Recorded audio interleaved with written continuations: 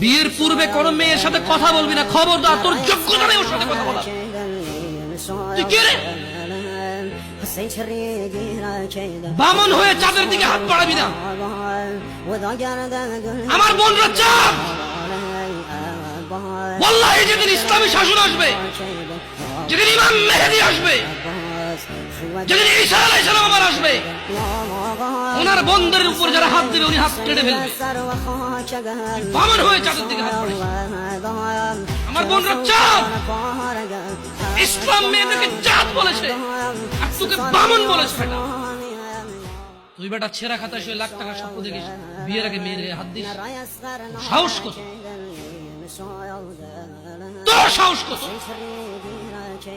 তুই জানিস না মুহাম্মদ সাল্লাল্লাহু আলাইহি সাল্লাম বলছে নেক স্ত্রী দুনিয়াতে যা আছে ওর চেয়ে বেশি উত্তম।